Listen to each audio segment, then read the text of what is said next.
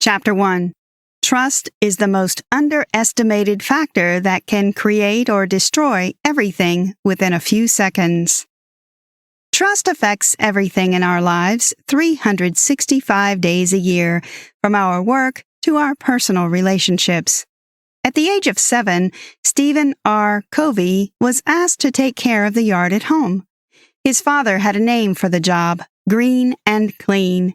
It involved keeping the lawn green by watering it with a hose, bucket, or other means, and clean by removing sticks, paper, and other debris. Stephen's father called it stewardship, a job with trust. While Stephen Covey's father might offer help from time to time, the job was solely his responsibility. 4 days later, the grass was yellow and dying fast. At the time for accounting, Stephen Covey broke down into tears when he realized the yard wasn't green or clean. From that day on, he did his job well and maintained the yard. Though he was so young back then, he remembered feeling super motivated because of his father's trust in him. This event instilled a sense of responsibility and integrity in him till date. Various kinds of relationships are built and sustained by trust, but they can also be damaged by lack of trust. With every single violation of trust, we recover slowly because we are worried about everything else out there. Suspicions about other people arise, and we start to use the behavior of the few to judge many others. If trust is removed, deepest relationships and connections will fall apart. The impact doesn't just stay in our present moments, it also creeps into our future moments, both professionally and personally. So we need to get better at creating, extending, and restoring trust. Does it sound complicated? That might be because you think that trust is a character for a special few, but it isn't. Trust is an actionable, tangible asset that you can easily create. According to Stephen Covey, trust happens in 5 successive waves. Wave 1, self-trust. Wave 2, relationship trust. Wave 3, organizational trust. Wave 4, market trust. Wave 5, societal trust. By nature, trust is highly interdependent, and it flows from the inside out like a ripple of waves. If you manage to build self-trust, then you would have laid the foundation to establish societal trust. Continue through the next chapters to know more about the full impact of trust and learn how you can establish trust at each of these 5 levels. Chapter 2. The first wave of trust depends on our self-confidence, our ability to set and accomplish goals. The first wave is also known as self-trust. Believability or credibility is the foundational principle for this wave. Can people trust you? How credible are you? To build our credibility, we need to understand 4 cores or key elements related to character and competence: intent, capabilities, integrity, results. Then we can work on those cores to improve our personal credibility. Research has shown that most people do not keep the commitments and promises they make to themselves.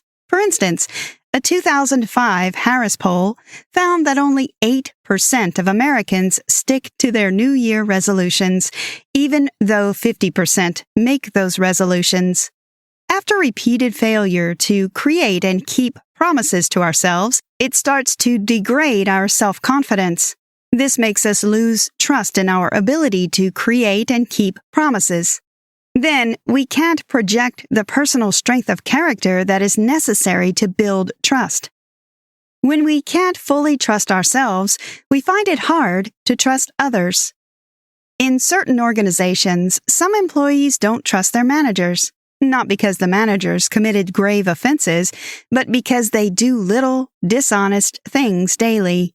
This gradually weakens and corrodes credibility. To use the metaphor of tree to better understand the 4 cores of credibility, integrity is the root below the surface that allows everything to grow. Intent is the trunk that grows out in the open. Capabilities are the branches that allow us to produce. Results are the fruits, which are measurable, tangible, and visible outcomes that people can see and evaluate. Once you start making and keeping commitments to yourself, remember to be open and stand for something, as these will help you to increase your credibility and self-confidence. The higher your credibility, the higher the trust you will inspire. Then you will be able to reduce the cost and speed of doing important things in your life. Chapter 3. The second wave is how to create and increase the trust in our relationships with others. Relationship trust is the second level of trust, and it's all about learning ways to increase trust and how to avoid destroying it. Hence, there are certain powerful behaviors common to high trust or highly trustworthy leaders and people worldwide. Some of them are listed below. Behavior 1. Talk straight. Business tycoon Warren Buffett is renowned for saying it as it is. He usually writes a management letter for his company's annual report with no fluff. He doesn't even mind adding the mistakes that he made during the year. The main reason why trust is low in most organizations is because the leaders don't communicate honestly. They talk with spin. If only they knew that clear communication means less meetings and higher productivity. Behavior 2. Show respect. Treat everyone with respect, especially those who have nothing to offer you. Never miss the opportunity to show concern and care for people. There are no little things because everything has an impact on trust. Behavior 3. Be transparent. You need to create transparency and be genuine in a way that people can verify. In the present global economy, transparency is fast becoming popular as the critical value in organizations with high levels of trust. Behavior 4. Right wrongs. When you're wrong, don't hesitate to make things right as soon as possible. Be humble, take responsibility, and don't make a habit of blaming others for your mistakes. If you want to retain those who are present, be loyal to those who are absent, because the key to the many is the one. Stephen R. Covey. Behavior 5. Show loyalty. When you are loyal, people will see you as trustworthy. You can show loyalty by giving credit to others to thank them for their input in getting the results. You can also speak about others as if they were present. Gossiping about absent people causes those present to be wary of you. They think you will do the same to them when their backs are turned. Once you start to extend trust to people, you are empowering them to trust you too. Then you will be able to create a high trust culture that makes everyone do their best all the time. Chapter 4. The third wave is how leaders can build trust in various types of organizations, families, teams, or businesses. The third level of trust comes in the form of organizational trust. In the corporate world, the biggest aha moments often happen when people realize that there is low trust in their organization because the principles were violated by both individuals and the organization. There is a big difference in the leader-follower relationship of a company with a low level of mutual trust, a low trust environment, and a company with a high level of mutual trust, a high trust environment. In a low-trust environment, leaders often blame the people without having a clear understanding of their own responsibility to make, implement, and maintain systems that build a high-trust environment. Since trust is the hidden variable that impacts everything, most leaders don't look for it in organizations. Instead, they focus on the symptoms.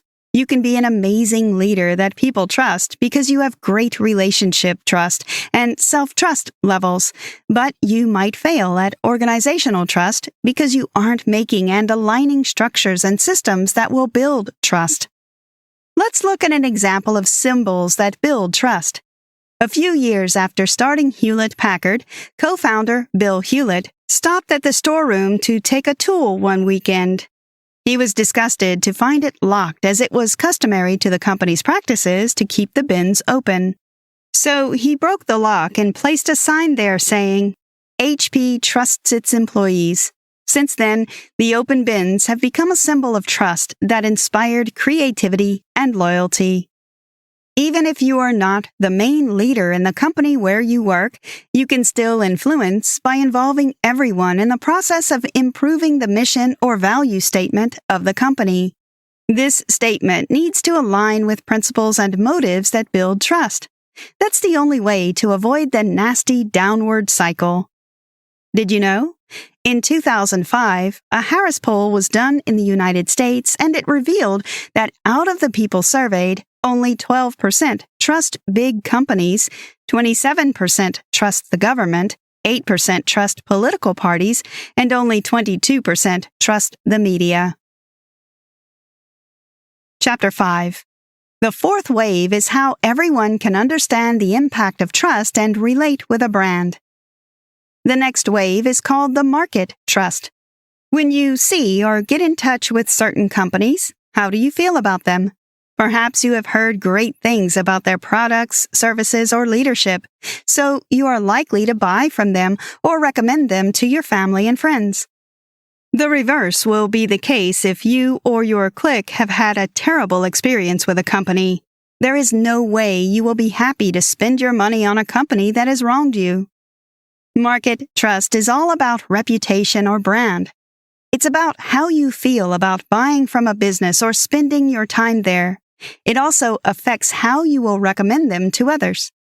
Most companies spend a lot of money to create a brand that inspires trust. It doesn't matter whether the company sells products or services. Branding is important for all organizational entities because the image of an organization has a great influence on its reputation. For instance, when a family is thinking of moving to a new city or country, they check the reputation of the cities, schools, hospitals, etc. before even checking for houses to rent or buy. On the micro level, every single human being has his or her own reputation or brand, which affects trust, cost, and speed. This is pretty glaring in your resume and comments from your references when you are applying for a job or school.